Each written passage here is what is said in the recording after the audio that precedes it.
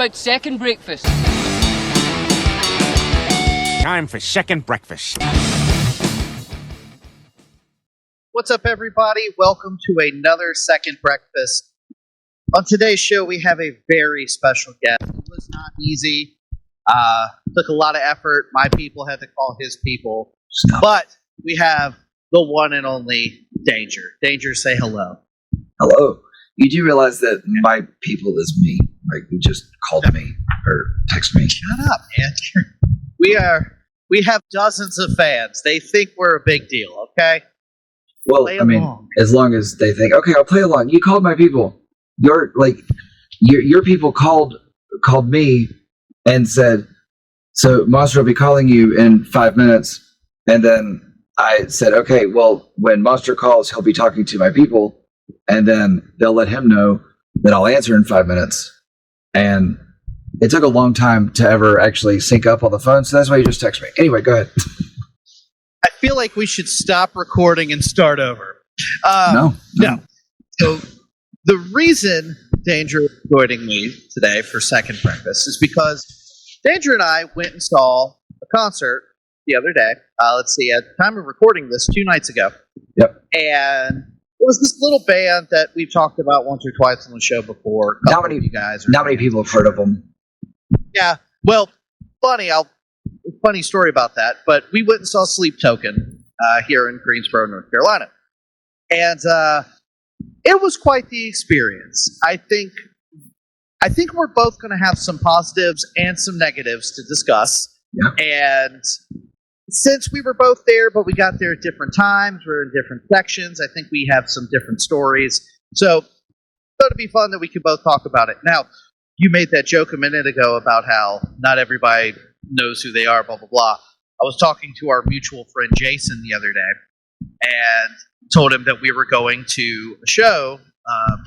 Me and Mrs. Monster were going to a concert at the Coliseum. He said, who you seeing? And I said, Sleep Token.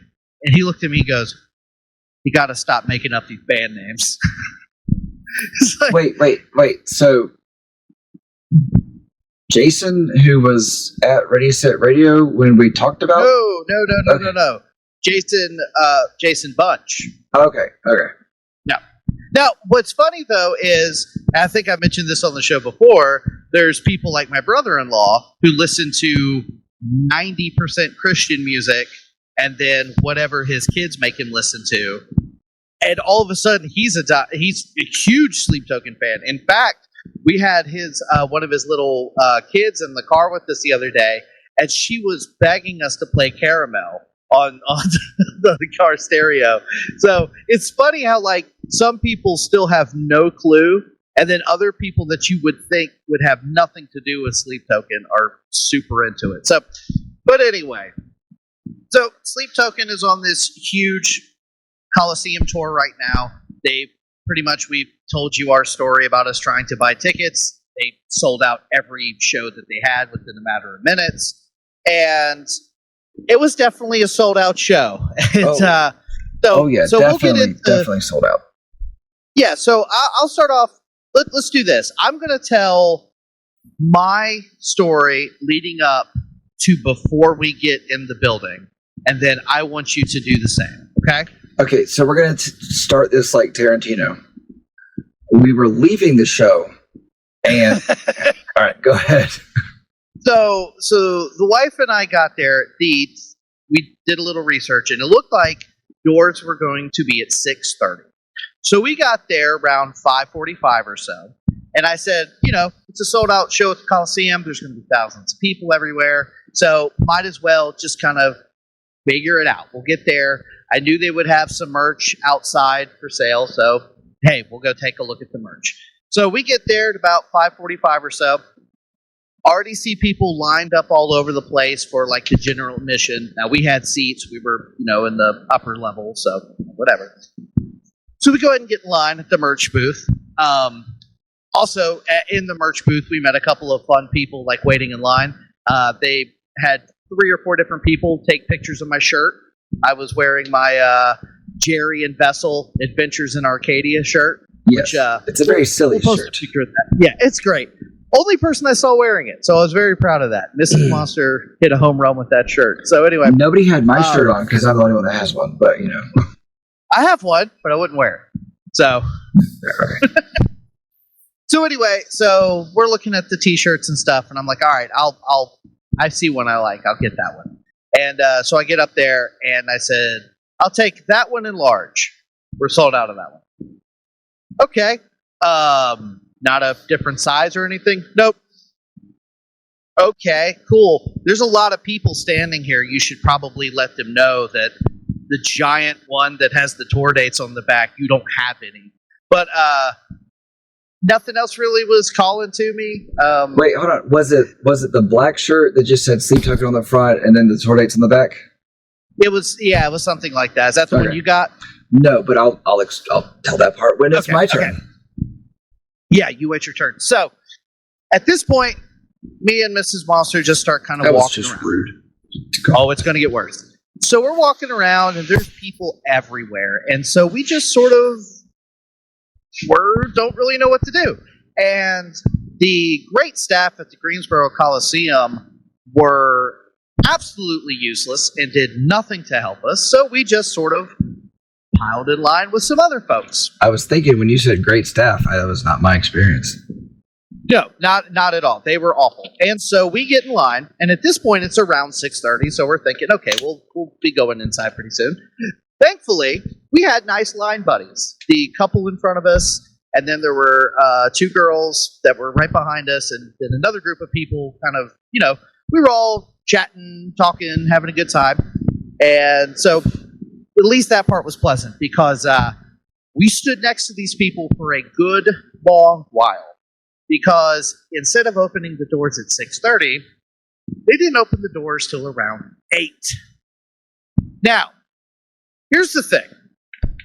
The Greensboro Coliseum Complex is what it's called. Well, now it's the First Horizon Coliseum Complex, but it's called the Coliseum Complex because there are multiple things. There is the Coliseum proper, but then there's also like the field house, which the local basketball team plays at. There's Piedmont Hall, which is a small kind of music venue that also had a sold-out show at it, and it holds around 2,000 people. So there was another couple thousand people over there. And then there's also the Greensboro Aquatic Center, which is this great big Olympic swimming thing.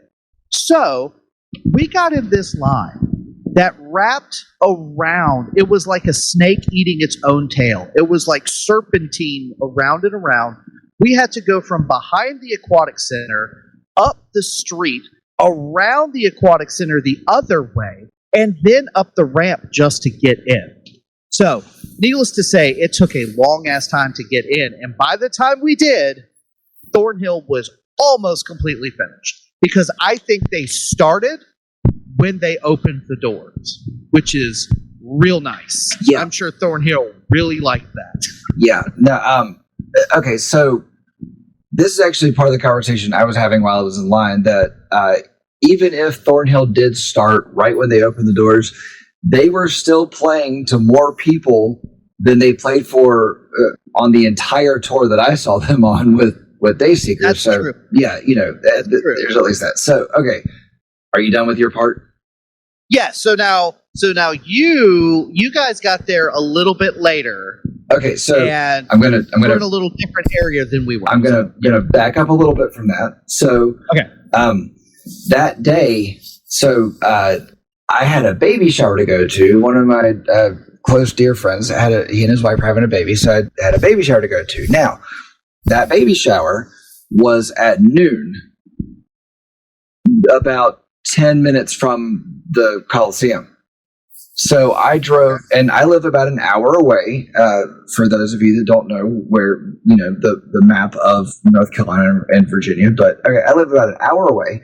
And so I drove from my house to his house and then back to my house. And then because I had to get Mrs. Danger, who was taking a test one of the tests that she has to take to get her teacher's license. And so big, important test for her. That's why she didn't go to the baby shower with me. And so then I had to drive all the way back to the house to get her. And then we drove back to Greensboro. So it's an hour each way. And so that was a lot of driving. So with that. Now, before you go any further, I let me say what I did on Saturday. So my wife had a fever of about 102 for the bulk of the day. So I had to take my daughter to her cheerleading. It's a flag football game. She's a cheerleader. And then had to take my other daughter to her gymnastics class. And this is while Mrs. Monster is sleeping to try to get herself ready. And then we went to lunch at CC's, and I came home with my daughter, had awful diarrhea. And so I have that stomach problems going on, and my wife has 102 fever, and it's like, yeah, let's go to this concert. Yeah, I text you and I stand by it that CC's is a tasty colon cleanse because I've never eaten at CC's and then been okay for the rest of the day. Thankfully, I kind of got it out of my system before we got on, head literally to the show. Out of your system. But, yes, literally. But I think my favorite part was your text said, she's so excited she's overheating, and you're so excited you can't hold it in. Yeah. And I thought, yep. There you go. I was trying to put a positive spin on it. That's all I was trying to do. And we needed that kind of positivity going into what we went into. Yeah. So, actually, before the show, we drove past the Coliseum and saw all the people, and this is before we realized there was a separate show going on. But then we were like, man, the Sleep Token crowd got rather hillbilly at a certain point in line. Yep. And I was like, I don't understand. And so I was like, okay, should I text Monster and see if he wants if he and wife want to use dinner? And Mrs. Dangerous goes, no, she has 102-degree fever. I don't need that in my life. I don't want that close to us. Like, I love them, but I just, it's not a personal thing. I'm like, okay, I get it. I get it. So, all right. So anyway, I think we went to Chili's, just grabbed food real quick, and then went back. Chili's was an option, basically. So, hey, we knew that we weren't going to end up like you, and so, and we didn't, thankfully. So, good, I'm glad. Yeah. So we go to Chili's and then come back, and when we passed the line, it was like, okay, so I get your own mission getting in line, but we got seats, so it doesn't matter if we get there 5 minutes before the doors open, we're still going to get our seat, whatever, no big deal. And so she was actually saying that she'll go get merch while Thornhill's playing, because she was like, I don't really like Thornhill. I'm like, yeah, but you haven't heard the new album. New album's completely different from what we heard when we saw them live. So I was very much looking forward to it, and I told Mrs. Monster she would really like them, and I know she would. We saw one song. We got to our seats in time to see the last song, but so we did not get to our seats to see probably like 3-4 songs, something like that. But it was enough to kind of get the feeling of it, and even Ms. Danger was like, wait, is this off the new one? Because this sounds good. I like this. And it's like, yeah, right. I knew you would. Just listen. But anyway, so we get over to the Coliseum, and then and we have to park down the street at another place, because there's a guy holding up a sign that says, parking $15. And it was like, well, that's the cheapest that we had seen. So, we just pulled right in, and it was an old strip club. So it was like, hey, strippers for parking. Yeah, but me and the wife know a spot.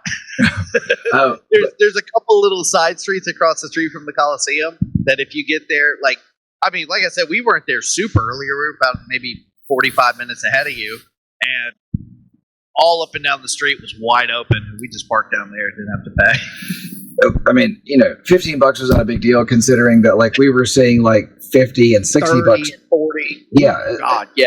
Yeah, so it was like, I'll pay $15, no big deal, whatever. Since she had, if any of you had listened to or watched our Sleep Token ticket adventure, you would know that she bought the tickets. And so I was like, everything's on me, I won't be able to spend as much as you bought on the ticket tonight. So, but I was sorely mistaken on that one. Yeah, indeed. Yeah, so anyway, so we went and got in line, and it was like, the line's out here. This doesn't make any sense. Once we realized that it was like two different things going on, but it was like, why would they hold? Okay, so it was a band called Old 60 at Piedmont Hall, which we saw Lorna Shore there before. It's a good venue. So yeah, I've seen a few shows there. It's very cool. Yeah. So and then all the Old 60 people were just looking at us like we were out of our minds. Some of the girls were dressed in like I don't know, I saw a girl wearing a T-shirt with a leather corset over it, and I'm like, it's very confusing. Who's the hero? Pick an option. I don't, this doesn't make any sense. It's like somebody wears a belt and suspenders. Like, why would you do that? Doesn't make any sense. Every time I turned around, it was like, it was funny. We started to play a game in the line that we were in. It was not a hard game. It was, I wonder if we're going to see Sleep Token or Old 60. And it was like, let's see, they're wearing corpse paint and fishnets. She's wearing cowboy boots and a tank top. Yeah, for us, it was like, what do they see in cowboy boots? Okay, Old 60. All right, like it was like that was just the defining thing. So anyway, you had to find something to do if you're going to stand in line for 2 hours. No, and it's absolutely true. So okay, you were in one line. I was in a different line. I didn't realize it was 2 separate lines because we were looking at it going, does this snake all the way around? What's happening? No, and things merged in a horrible manner at one point, and yeah, it was bad. But no, we stood in line, made friends with people around us. And it was fine. But I mean, it was one of those things where waiting in line has just kind of become part of shows at a certain point. But it's like, come on, the level of organization was just so bad. And then, like you said, Thornhill was already playing when they opened the doors, and so at some point, I would like to go to a show where it doesn't feel like it's the first time they've had a show. Like, I just don't understand. This sold out the day it went on sale. You knew 25,000 people were getting ready to show up. You should have been prepared for it. Now, here's the part where it starts to get a little bit hairy. Well, hold on. Before you go there. Okay. When you text me that same thing, and my first thought was all the shows. Okay, so I think KMFDM that we went to together actually went okay. That wasn't that bad. But when we went to the 40 Years of Tears, the sad emo concert, they had the times off that stuff. Yeah, I wanted Monster to go see This Wildlife, and they had already played when we showed up, and we showed up at the time the doors open on the ticket. So it's like, I mean, why does this keep happening? Go on. Sorry. At one point, we actually had somebody from our line hop out and go ask one of the people wearing a reflective vest that had like one of the batons and was like, hey, can you kind of help us over here? There's stuff people are all over the place. He looked at him and said, that's not my job. So, okay, cool. All right, then we'll just all stomp on top of each other. A matter of fact, on our way in, we saw 2, maybe 3 different people that were just like passed out on the ground because they had been standing out there for so long. I didn't see anybody passed out before we got in. I did see somebody pass out at some point, which I was going to get to, but you kind of jumped the line. Oh yeah. Speaking of jumping the line, we had one friend who walked by and we started talking to her for a minute. And she was on her way to like the porta-johns that were set up. Yep, and I used those. She was like, she was texting me. She was like, I'm just going to go in. And so sure enough, we were standing in line and she's sending me pictures of where she was at in front of the stage. And it was like, good for you. You're a bad person because you cut in front of everybody, but also that's probably what we should have done. It's like we got punished for being nice. So she just walked in when everybody was still standing outside waiting? No, well, like whenever all the merging and all that stuff happened, she was way in the back, but she went to the porta-john. So then when they started letting people in, she just kind of like merged with the crowd and just like lost herself in there and got in. So, I mean, I get the organization of, I get the need for lines, but at the same time, because lines do keep, people from just rushing in like that. Sure. And so I get why it should have happened, but I also get why it shouldn't have happened, if that makes sense.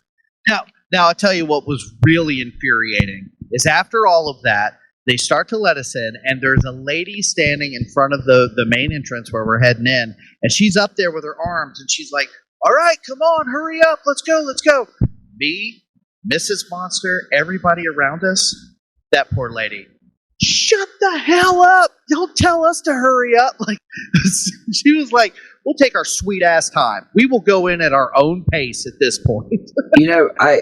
My mom told me once that when you're on hold for a long time, and I remember as a kid, like I would just hear my mom, like, the speaker phone on hold, and she would say, like, I'd hear her from another room, like when they would come on, go, hold on a second. And so she was like, yeah, but if they got you on hold for a long time, and they come back and they want you to get no, they can hold for a minute, and it's the same principle, and I get it. So anyway, so I did get to my seat a little before you, and I was texting you pictures and stuff, and so I'm glad we got to our seat. But when we first got inside, because it was just so muggy and gross outside, and it was just like a slow seeping sweat like the whole time, like we just felt like sticky, and like to the point to where like Mrs. Danger looked at me, she's like I like went to go like rub her back at one point or something, just show affection of some kind, and she just looks at me and goes, "Don't touch me, I don't want to be touched." I'm like, okay, I get it, it's fine.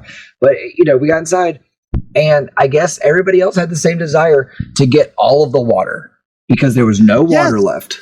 No water. No. Yep. So I drank a beer, and I think I drank like half a beer. I think I just like stopped drinking it once Sleep Token actually came on, and my bank account was empty at that point. But thankfully, when we ran up to our seats, the first kiosk we went to had Diet Pepsi and beer, and then the next one over had some water. So we were able to get a couple waters there. Because first of all, I didn't want to spend $14 on a beer, and after standing outside for 2 hours, all we wanted was water.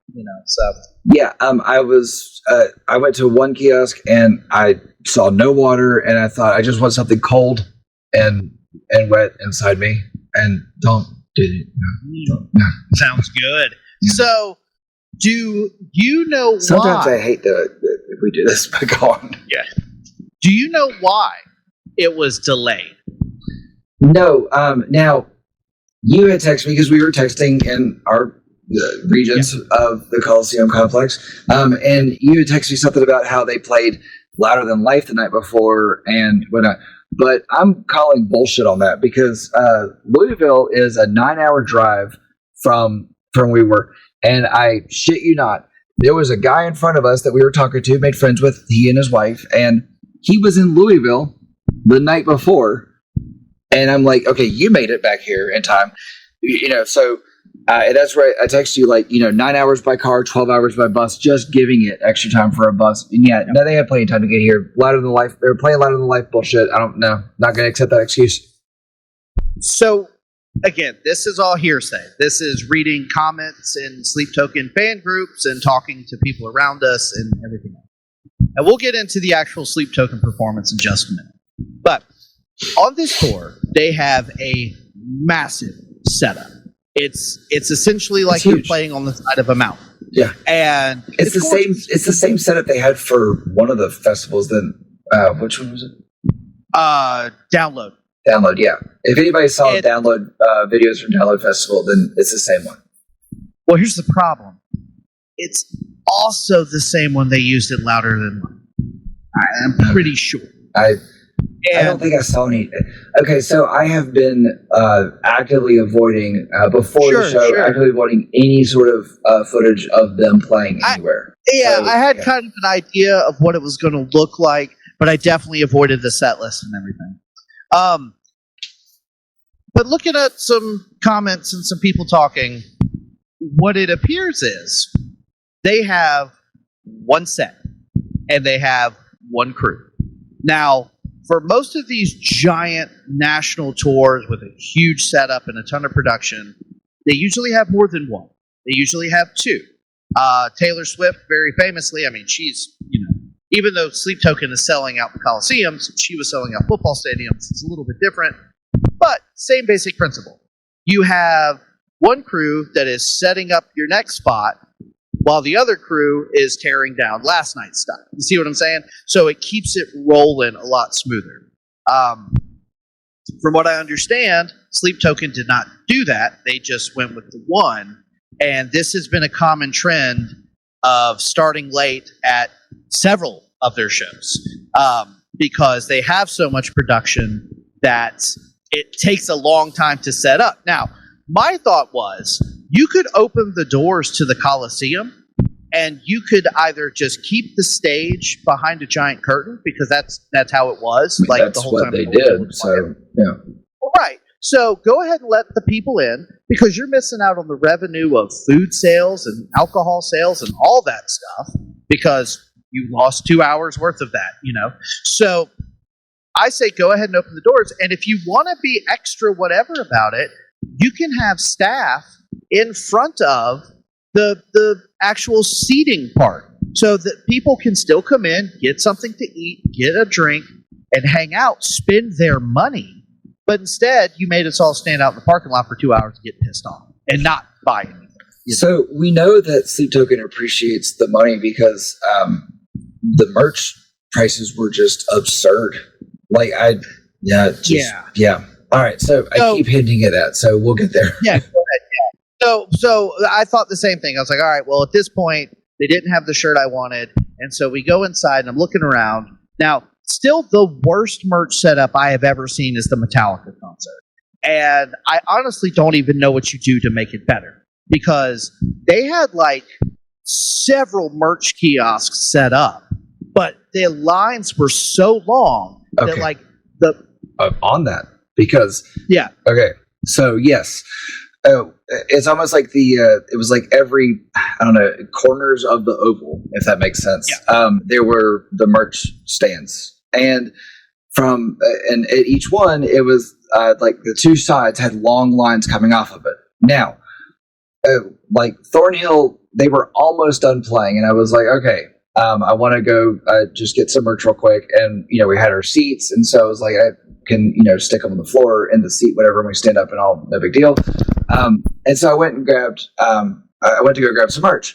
So I get in line, and there's a guy that gets in line behind me, and we're in one of the long lines coming off the end, and this girl walks up and goes, hey, so there's shorter lines in the middle, just go check them out. And I was like, all right. So I looked at the guy and I was like, okay. So, like he seemed like a nice guy, cool guy. Yeah. So I was like, all right.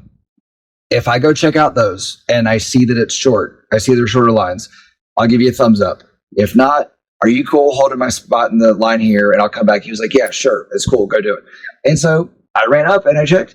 And sure enough, it was all of the center lines were like, less than a quarter long of that long line. I mean, it was such a short line. So I just turned around and gave the guy a thumbs up, and he ran up and he gave me a Sleep Token sticker. And I was like, cool, thanks, man. Appreciate it. I wonder if it's the same guy that gave us stickers. Because I was going to say, when we were standing in line, there were people running around like trading bracelets, and we had one lady give us a thing that you could scan to make your phone light up orange or purple. Yeah. So I that was for the Project Atlantis or something app, and I'd actually downloaded that. I did see somebody on TikTok said, download this app for to change your phone during Damocles, which I did it, but my phone kept timing out. And it would go dark, and so I had to keep touching it. I was like, what, this is stupid. Just put my phone in my pocket, and I deleted the app yesterday. so anyway. So I guess maybe it was just God trying to tell me not to spend that much money on tour merch, because I'll be honest with you, for a band like Sleep Token, I find their merch to be fairly uninteresting. For example, I have the. I don't disagree. Yeah, so I have the Take Me Back to Eden shirt where it's got each creature from each song, and I think that's pretty cool. But so much of their merch is just Vessel's face, and I'm a grown man. There's only so much of a dude's face I can wear. You asked me to get a Sleep Token shirt for you when I saw them at Blue Ridge, and all I got was the one. The only shirt they had was one of Vessel's face, the mask and all. So okay, there was a shirt that I saw floating around, and okay, the guy in line with us. Okay, I've talked about it before, and I'll talk about it many more times. I do have an issue with when you're going to see a band play wearing the shirt of the band that you're going to see, unless it's a festival and there's a bunch of bands playing, wear your shirt, fine, whatever. Your band's got 45 minutes, and then they're on to another 12 bands, whatever, no big deal. So, but the guy that had the shirt, the guy in front of us in line, words are just not my friend tonight, or ever. But so the guy in front of us in line had a shirt. It was a Sleep Token shirt. But it was also a Thornhill shirt. It had both of them on it. And I was like, that's a neat shirt. I like that. I'll, if they got one of those, I'll pick it up. No. And he then got it in the parking lot. No, he actually when he went through Louisville the night before, he actually went by Louder Than Life and grabbed it from one of the guys selling shirts outside of Louder Than Life. Okay, yeah. Because so after we got in, and actually on our way to get in, a guy did walk by doing the real quick thing, and we all sort of just let him go by. And in retrospect, I was like, I should just bought one. And when I was walking with everybody else, I even said out loud, and a handful of people around me started laughing. I was like, I wish that merch guy would come back. I'd buy one of his T-shirts. So what if it says Sleep Token? Like, whatever. At this point, it's not $40, $50. Like, it's probably $20. He takes Cash App. Let's go. But because they also said that there was a Greensboro specific shirt inside. And so the lines were super long. I didn't get in line, but I looked at the merch. I did not see anything that said Greensboro. There was sort of like a green colored shirt that I thought looked hideous. So the green color, and I like that color green, and it's like that was my second choice. Like as I was sitting in line, I was looking at all the shirts, and I was like, okay, so that tour shirt, the specific even Arcadia tour shirt, that's the first one. But then they were sold out except for small and extra large, and I was like, I was like, I don't feel like wearing a nightgown or a belly shirt, so I'm just not gonna do that. And so then. Then when I got closer, I realized that the green one is one of those T-shirts with a pocket on the front, and I hate those. I hate those shirts. And I was like, no, I will not buy that just for that. And then so I ended up getting a pink shirt that has the Sleep Token logo, the rune. And did it have the flamingo and like the playing cards? And stuff? It does on the back, yeah. And it says high on dice but low on cards. Yeah. Yeah, I actually like that one a little bit too. Yeah, so I did get that one. I'm probably going to wear it to work tomorrow, but then also Mrs. Danger said she wanted a hoodie. So I was like, there's only one hoodie to choose from, and so, I'll get you a hoodie. And then I almost got the sweatpants that went with it, but I was like, nah, because the hoodie was $85. And I thought, like, part of it that I could justify to myself is I could see, like, when he threw it down on the table in front of me, I could see it like it was kind of, like a 3D effect or whatever on it. I was like, I think that's embroidered. Cool. That's, I'll take it. No, it's just puffy vinyl. It's not embroidered. And so the hoodie was $85. I think the sweatpants were another like $80. I was like, no, I'm not getting those. She can be uncomfortable and she'll be okay. And because the shirt was also $50, and I was like, so I got out of the merch booth with a hoodie and a shirt for $135, and I was like, you know what? I didn't even like buy the ticket to be here, so I can only be so mad about it. And I like to get merch for every show I go to, as we've talked about plenty of times. And right, yeah, I do too. But it hurt my feelings. And I've justified getting shirts that like I didn't need to spend $40 on that shirt. I know I didn't, but I do love tour merch. So like when I saw Collective Soul, I got a Collective Soul tour shirt. When I saw Linkin Park, this recent tour, I got one of those shirts. And I can justify it because I like to get the tour shirt, but also they look cool. Like the Linkin Park shirt had a little design on the front, but then all these like band pictures on the back. The Collective Soul shirt was cool. It said "The World We Know" and had the Earth on it and stuff. Very cool. I did not care for the Sleep Token merch. Like, as great as they are at marketing and all the things, like their merch is just kind of underwhelming. There was a shirt that I did see people walking around in, and I was trying to find it, but it was a black shirt, and it said, Sleep Token, whatever. And it said, it had the tour dates, and it said Greensboro, North Carolina, First Horizon Coliseum on the back of it. I was like, now that's one that I would pay that much for, because that's a very specific thing, and it's like, and I like to get those things. I'll pay a little bit extra for them. But what I almost paid extra for was Sleep Token had a North American tour exclusive vinyl, and I was like, that would be a cool thing to have. But I don't want it for after $135. I don't want it that bad. So anyway, and then they also have, if you're a Sleep Token fan, you've probably seen these little coin medallion things A token? that they sell it. Yes, a token would be a good term for it.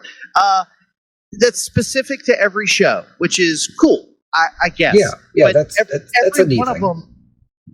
But every one of them was just Vessel's face, and it's like I understand Heads that or tails, Vessel, man. Heads or tails.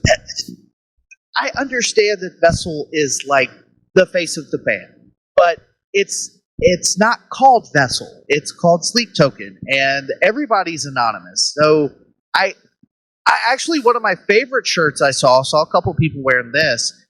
I think it just said it didn't have anything super crazy on the front, but on the back it looked like comic book panels from a manga, and it was like each band member had their own like bar, and it was really cool. It was like hyper stylized and bright colors. Everybody was wearing black, so it was like that's another reason I wanted to wear my my silly shirt, because it was like so many people take this so seriously that it's like yes, this is important. No, there was okay. So when the show started, there was so before the show started. Okay, hold on. Sorry, we're not there yet. No, this is really neat. This is interesting. Okay, so all the merch stuff, all that stuff. Whatever. We get to our seats, and instead of the house lights coming on and music playing. This was interesting because I was out at the merch booth when this was happening, so I didn't know any of this was going on. So basically, as soon as Thornhill got done, they dropped this huge curtain, and the lights stay off, and wind sounds start playing. There's usually at this point they're either playing Britney Spears or AC/DC over the loudspeaker, but in this case, it's just wind noises. And so I was texting you. I was like, sounds of Winward. Yes, I think You're it was the supposed to look to sound. it. You're supposed. It's like climbing the mountain. Like that's the impression that I got, because so they just do this. There's some like little computer screens popping off behind the curtain, getting the laser stuff ready, and this goes on for a little while. Now, what I will say is, I think they are technically supposed to play from 9:30 to 11. But because everything got pushed back, my first thought was, great, they're going to start late and end early. But they didn't. I will give them credit for this. They did start a few minutes late, but they did play over a little bit. Yeah, I don't think they cut anything from the set. No, they went to 11:30, and from what I heard, they got fined for it, for going past curfew. And but I think that was them kind of going, fine, whatever. It's our fault. We'll do it anyway. Yeah. Okay, so what I thought was funny about that is you texted me that like as I was like wrapping up at the merch booth and headed back to the seat, that they hadn't turned the house lights on, and they were just playing the wind noises and all. And then I went and sat down. And I texted you back about it. I don't remember what I said back to you, but then you said like, I guess they're going to cut the set short. Awesome. And then they started like right after that. And I was like, I was like, nah, they're not starting late. They're, yeah. But I just thought it was funny timing. So if you're a Sleep Token fan, a sleep, and is that what we're calling it? I don't know. That's what I'm calling it. I like it. It. You've probably seen pictures of this stage setup, or at the very least, some kind of description of it. But basically, it looks like this big side of a mountain, like the entrance to a cave. And up in the top kind of right corner, you have two on drums. And then kind of in the top left corner, you have the three female backup singers that also have a name, but I don't know what it is. I can't recall their name either. So. There's a big door like in the middle with the Sleep Token logo on top of it, where Vessel will eventually emerge. But when the set first started, he was actually up on this other thing, like on top of the stage almost, like that only got used one more time when the saxophone player showed up. Right. But for just the one part that he would have anything to do. And I'm not convinced. I'm not convinced he was playing saxophone. I'm not convinced he was playing it. You think it might have just been like tracks? Yeah, I was looking at his hands like really hard, and from where we were sitting, it was hard to see his hands. But They weren't moving, and he was making lots of noises like a Gabby Rose, almost. Yeah. So one thing I will say that, again, you correct me if this is you've ever had this happen. I have, yeah. Hold on. This is the only concert that I think I have ever been to in my entire life. Small venue, huge venue, anything, where nothing was said between any song at any point. Everything was just the songs. Yeah, this was the first time I ever had that happen. And I actually talked about that on the way home, is that it was like, I'm not used to a band not talking. Now, what I will say is, like, it's almost like it was just kind of a thing at Blue Ridge when I saw them, where they just were just pumping out songs, and it was like, okay, fine, whatever. Right. But it was just kind of weird and awkward when they wouldn't, because it was like between every song, it would just go dark. And then it would kick it to the next song, or light shows, whatever. Which I gotta say, the light show was phenomenal. Like, I really like. Oh yeah, the production is amazing. Oh yeah, it's one of the best looking, and honestly, one of the best sounding shows I've been to in a long time. Okay, the only thing I was gonna say, I do have one complaint about the sound. I wonder if it's the same one I have. The cymbals. I felt like the guitars, for being tuned to, A minus, whatever the hell it is, I could still kind of get it. Oh, there was one other part, though. I think it was maybe the intro to Thread the Needle, where it was just this bass, like synth bass thing that was like... Oh, and like the ceiling was vibrating? Yeah, like I remember sitting there when it was happening going... I've been in this Coliseum plenty of times in my life. I don't ever recall this happening. I actually, so normally I do put I do my tissue paper trick in my ears, and this is Monster sometimes does too, but we were sitting pretty high up, a little ways back. Did not feel like it was overpowering, felt comfortable. At one point I did start to put them in, but when that happened, yeah, she immediately stuck her head and covered her ears and was like, whoa. I get it. My teeth are rattling.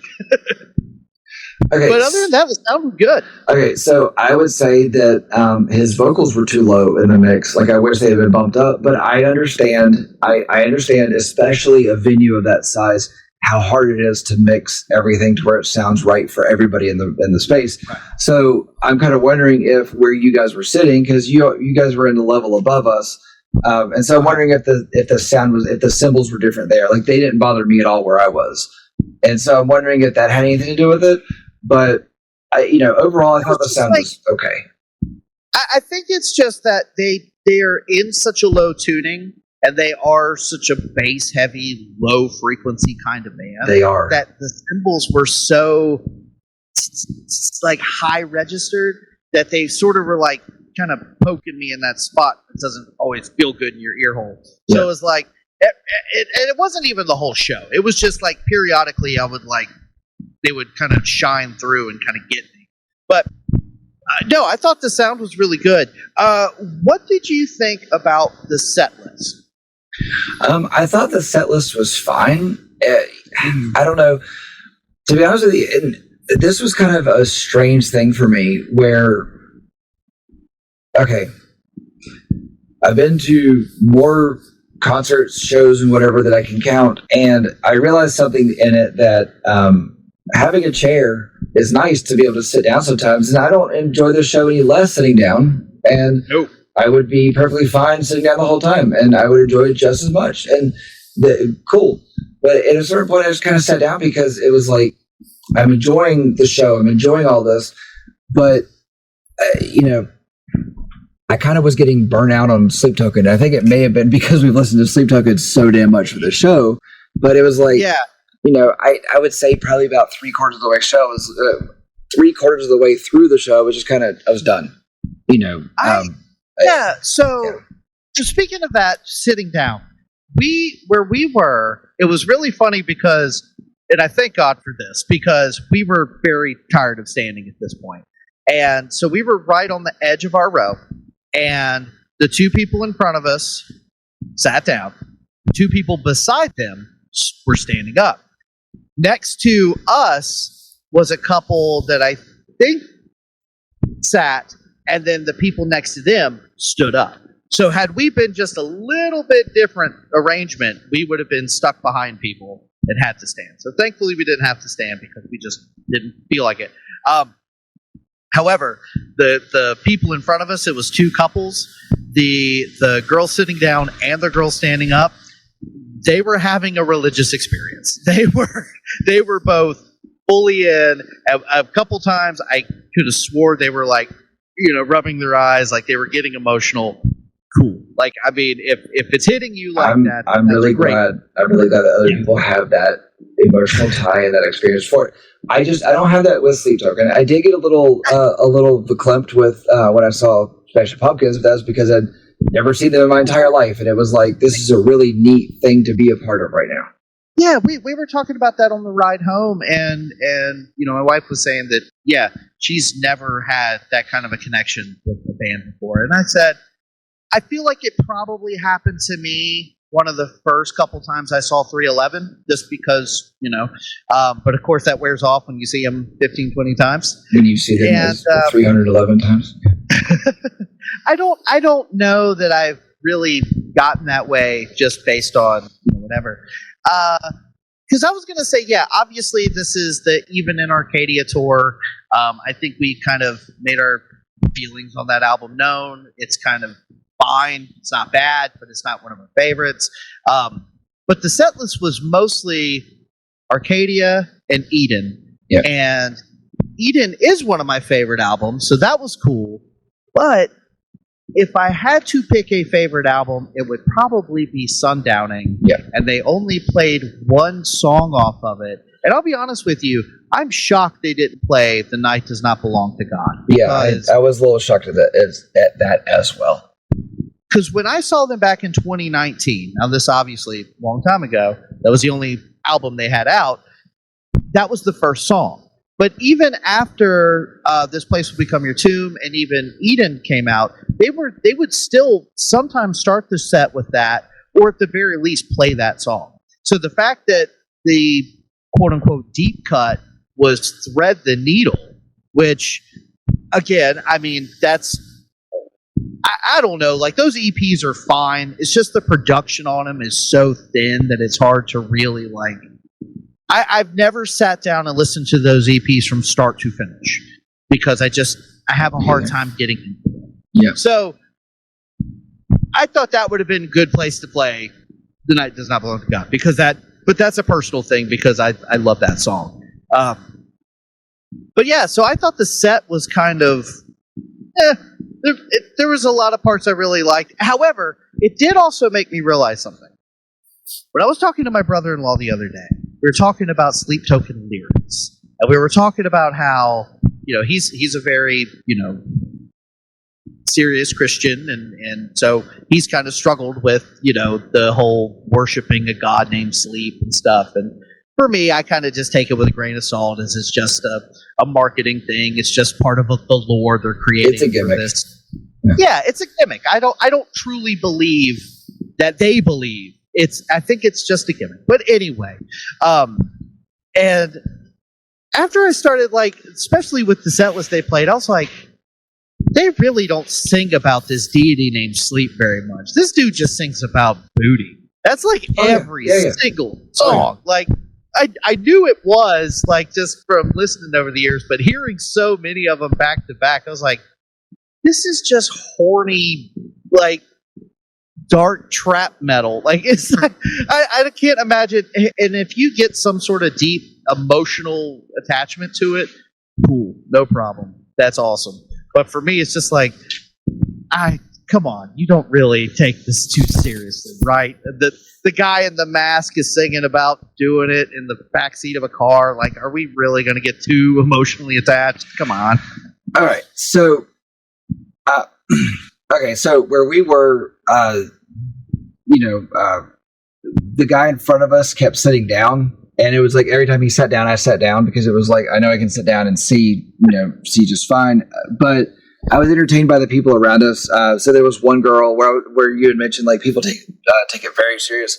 These two girls I think that Sleep Token is all they've digested for the last 3 years. I do think there is a demographic they were on. Oh yeah, there's a demographic that Sleep Token has become their personalities. Yeah, and so fine. But then the other one that around us that was keeping me very entertained was it was kind of like it was looking at the stage, but it was kind of like down a little bit. And, there was one part where everybody was putting their hands in the air and not waving them like they just don't care, but just waving them back and forth. Because they cared very deeply. Yeah, they cared a lot. But this guy cared a lot about staying on rhythm because he was way off, and then he just kind of kept stopped. And, I was just watching him trying to get back on, and he couldn't quite get there. And at first it was hilarious, but then it just became very sad because he just kept trying. And it was but then it became funny again. It was like when Peter Griffin fell and hit and hurt his knee, and it was funny, and then you got tired of it, and then So okay, there was a couple of moments where the crowd tried to clap, and it was like I was laughing out loud. I was like, "No, just stop. We're not even close." Okay, so I have said many times, I'll say it again, that I don't like it when the crowd claps when it's not encouraged by the band. I know the band probably feeds off of that, and it's cool. There was one time that I did see them encourage the crowd to clap, and that was fine. I was okay with it. It's okay. I think it was maybe the song for the last one. I don't remember exactly which one it was. I don't remember the set list probably as well as you do, but I have it pulled up. Okay.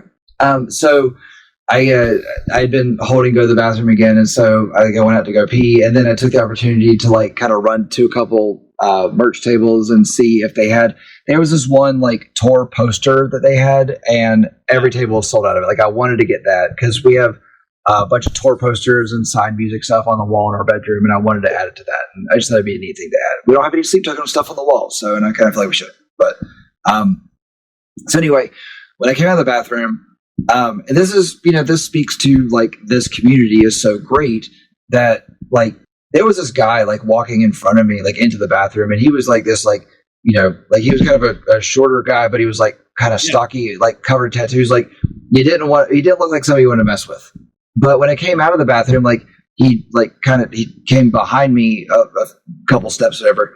And there was this guy laid out in the middle of the walkway, just passed out. And I didn't know if he had just drank too much or what, but it was he kind of kept walking, the tough guy kept walking past. And then I stopped. I was like, "Hey man, you okay?" Just trying to get some kind of response. And then that guy just did a quick U-turn and came back and and put the 3 T-shirts and the beer he had, put everything he had down. And it stopped to kind of check on the guy and make sure he's okay. And he actually got him up and moving. And I was I bet this doesn't happen at Old 60 show at Piedmont Hall. They just left people passed out. Which when we left, we're walking down the street and there were all these people that came out of the Old 60 show, and they were all the Sleep Token people were walking in all their outfits, and they just kept pointing and laughing at him. This one guy was like, "Hey, nice dress, lady," and they just sound like a dick, and it's our community is so much better. It just is. Like I said, I had my kind of goofy shirt on, and people were taking pictures of it. And, we were talking about, we obviously you see a ton of people dressed like Messel everywhere, and that's have fun with it. I often feel like being a musician, I've played a lot of shows. So I'm kind of used to going out in this environment. Obviously, nothing like this size, but I'm used to being around live music and stuff like that. But for some people, this is the concert they're going to this year. So they are going to live it up and go all out. And good for them. Have fun. Yeah, by all means, just go all in. The concert ticket was, a small car payment. So, wear whatever you want, look however you want, be a different person than you are on, at work the next day. I don't know. Just be you, have fun. Yeah. I don't know. I don't care. Personally, I don't care what other people are wearing to the show. I'm just glad they're wearing. And, I'm glad some of them are wearing anything, but Yeah, I honestly I don't care. Go have fun, enjoy yourself. I made the TikTok video about one of the reasons why I wore the breakdown shirt was because it's like I made that video and it was like, hey, if you see me wearing a breakdown shirt, come and say hey, whatever. Yeah. But I ended it by saying, have fun, respect each other, because really that's all that matters when you go to a show. Just have fun. If somebody wants to point at you and say, look, you're wearing something stupid, who cares? That guy's stupid. Yeah. I mean, look around. Everybody was. So the whole wear a band T-shirt, like you're not supposed to wear the band's shirt. Like I've never subscribed to that. I've always been very much like you should. It's a good rule. It's a good rule. You should. Well, here's what I typically do. 9 times out of 10, if I'm going to see a tour, I typically wear a 311 shirt anyway. So just because it's like, I don't know, because half my wardrobe is 311 shirts. But at 311 shows specifically, it's almost encouraged to wear a 311 shirt because it's very much like a conversation starter. Sorry, I just got an idea. I'm going to make a shirt that what's the 311 thing everybody says? Stay positive and love your life. Yes. I'm going to make a crossover shirt. It's going to say stay positive and love your token. Make one and you're going to get it. I don't want to be the token person with that shirt. You're going to be the token guy. Yeah. So anyway. But anyway, I felt like that was kind of happening with the sleep token thing because, I remember talking to people. We were all swapping our stories. The people next to us were at the Blue Ridge debacle that you were at. Yeah, actually, the guy in the merch line behind me was at Blue Ridge. So. Yeah, when we were sitting down, the guy behind us was telling his buddy about seeing him on that Issues tour back in 2019. And I turned around, I was like, hey, I was, where did you see him? He saw him in Denver. I was like, I was in Charlotte, and I said, we were close enough to almost touch him, and now they're selling out the Coliseum. One other funny thing. Can't remember which song it was, but at the beginning of one of the songs, Vessel starts out by laying at the front of the stage. Yep.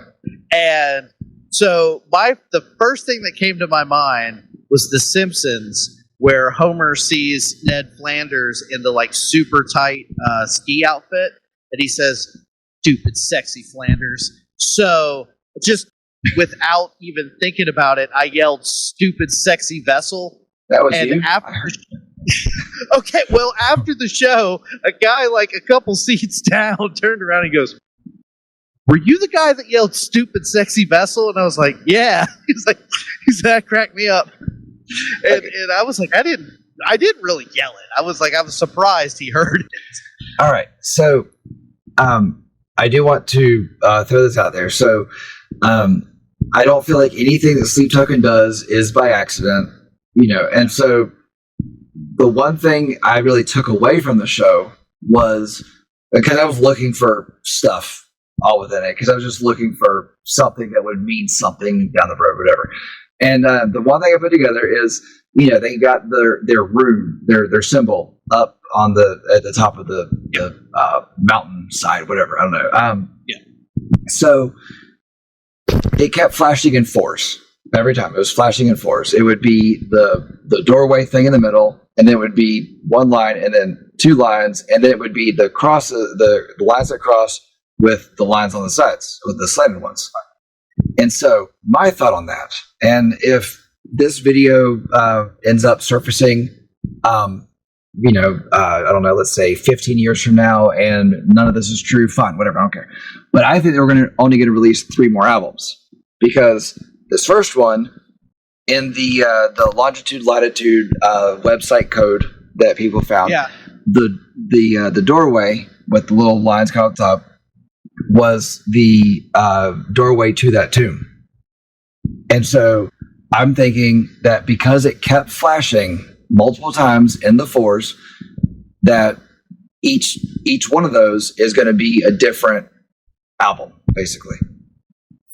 What about the colors? Do you think there's a significance to the colors they used at different points? I don't know. I think there may be, but they used so many colors that I think it was just trying to come up with something different. Speaking of which, I was talking to the wife about that too. Like, especially at the very beginning during like the first song, it's just flashing like pink and purple and green, and it's like it's so cool that they have all this dark, creepy imagery, but then they use these bright colors. Yeah. Which again, that's kind of why I liked that pink shirt. Like, I love the fact that their main like, I don't know, like logo right now is a flamingo. Like, Right. I just think that Black like flamingo, that but part. yeah. Yeah. Yeah. And then also, I don't know what you can say about the stage presence, because yes, they are a lot of fun to watch, but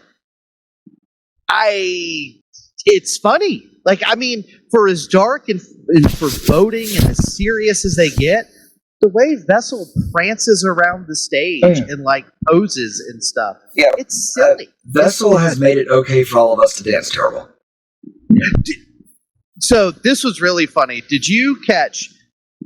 My wife blinked. She missed it. But during one of the songs, there was a pause in the music. Yeah, I caught it. And he like posed almost like the crane kick or Right. something. Well, it's like a strobe light was going, and it's like it like came on, and I don't know if he posed or if it just like flashed where he was at that point. But when that happened, it was like he knew it was coming. well, it may have been a time thing, something you practiced and all. But Yeah. it's like when that happened, I was like, okay, that was funny, but the crowd went absolutely nuts for it. And I was like, Vessel could do anything, and the crowd's going to go nuts for it. So Yeah, that is the interesting thing is like this person as a. And this might sound like a stretch at first, but if you really think about what we were just talking about, the way people were reacting, he has sort of become a bit of like a deity to some of these people. I don't And think you're wrong there. I don't think that's super healthy, but hey, that's on you, not me. Yeah. So anyway, I was checking a look at the set list, and so altogether they played 15 songs, which Sleep Token songs are fairly long. So they did play until a little after 11. They started at 9:40. They went till about 11:15, I think, something like that. But yeah, to your point, they did go over, so I do appreciate the fact that they did that. Now, what's funny, though, is, like we said, they didn't say a word between any of the songs. There was no Goodnight Springton, there will be no encore, like there was nothing. And the only reason we knew it was over was because Vessel put on a guitar? the three of them, yes, Vessel put on a guitar, and the three of them walked to the front of the stage and kind of posed for the last couple measures of the song. Right. And then they shot out confetti, which, by the way, the most confetti I've ever seen a band do. They were shooting confetti for the first two songs, the last couple songs. Well, I don't think it was shooting confetti for the first two songs. I think they did for the first song, and then the confetti cannons just didn't turn off, and were just slowly leaking confetti the rest of the time because it just went on for a long time. It was just a slow trickle of confetti, but I mean, it was cool. It was fun. Yeah. But anyway. Yeah. So, yeah, I mean, is there anything else you wanted to add? I feel like No, I realize that not only does a chair not take anything away from a show, it helps me enjoy the show, but it doesn't matter. As a 40-year-old man, I'm just tired after all shows because, I mean, we didn't end up getting back to the house until probably about 1:30. Went to the gas station afterwards to grab some snacks and whatnot for the drive, and everybody there had just come from the show, and I could tell because they were all in Sleep Token shirts, and then this girl had on the Peak shirt, and I was like, she has my shirt, and yeah. we went a little out, like, so where we live is Brown Summit, which is a little north of Greensboro, but we tell people we live in Greensboro because no one's ever heard of Brown Summit. But it's easier to say Greensboro than Brown Summit. I get it. So we waited till we got out of the Coliseum area and started heading back towards home, and then stopped about halfway. And actually, we went to the Sheets in Brown Summit, and that's where we saw all the people in Sleep Token shirts. So the one on 29? Yeah. So we stopped right before that cone exit, and Yeah. we went to Women's. Okay. We almost went to Sheets. We did talk about it. Yeah. That would have been funny. So okay, it was a fun show. Okay, so I appreciate the stage setup and all the rock wall thing, but I really like 2 had a really great drum solo, but I wish I would have been able to see him better. Like I really wish they had used those 2 big screens on the side to give us some closer views of the band. But outside of that, I didn't really have any complaints. Obviously, they have a vision, and they want that the wall. That was a very creative thing. I've never really seen any other band do that, so it's a really neat setup. But they are kind of at a point now where they could have almost done like the Metallica thing, not at a football stadium, but at the Greensboro Coliseum. I feel like they could have done the middle of the room stage. Yeah, and that would have been a neat thing, but then they would have been exposed from all sides, and they wouldn't have they would have had a hard time keeping their secret. Exactly. And so that's the thing is, hey, the rise of Sleep Token has been like exponentially faster than I think anybody. So I don't necessarily blame them for these shows starting late, the tour logistics being a little off, because that was something else we were talking about out in the parking lot. Was if you are going to have a production this large, you have to have time to get it there and set it up. So when you're doing like, you played a festival last night and now you're coming here, I don't care if it's in the same state. That's a whole lot of work to pull off in the scope of like 24 hours. So I think this is just a young band. I don't know who their management is. I don't know who the tour managers are. Doesn't matter. I just get the impression that they are trying to give this great big giant performance. And during the actual performance, I think they did. I just think the logistics of all of it is a little rough around the edges. Yeah. So, anyway, got back to the house about 1:30. Didn't get to sleep till about 2:30, and I'm old and I can't do that anymore because I've been exhausted ever since. So, with that. I'm pretty much used to it by now, but yeah, it was actually a pretty early show because the last couple of shows I've been to were in either Charlotte or Raleigh. Weren't getting home till like 3 in the morning, so getting home around midnight and going to bed around 1 was wonderful. Yeah, it didn't help that the kids had their alarm still set and went off on a Sunday at 5:30 in the morning. So anyway, with all that, So that was our experience. That was our trip to Arcadia with Sleep Token in Greensboro. We were in Greensboro, but I mean, even in Arcadia, it's still fun. We were transported to a whole other world. The Coliseum. If you went to this show or you've seen Sleep Token live, I don't know what kind of setup they had on that other American tour they did a couple years ago where they were much smaller venues, but again, sold them out in a matter of minutes. When they were, like, they almost saw their rise on that tour. So, yeah. When they were with Nothing More and somebody else, I can't remember who it was, but yeah. I think it was like the Bastards of New York or something real weird name. But anyway, it doesn't matter. If any of our listeners, viewers, whatever, you went to this tour, how did it go? Did you get stuck in a line for 2 hours? Did everything go smoothly? How was Thornhill? I would have loved to see them. Be sure to leave a comment. Send us an email, breakdownsbreakfast@gmail.com. All the usual socials, Facebook, Instagram, X, all that stuff. Come hang out. Talk to us. We'd love to hear your feedback. Anything else, Danger? That's all I got. No, I got nothing else. All right. Well, thanks for hanging out with us, and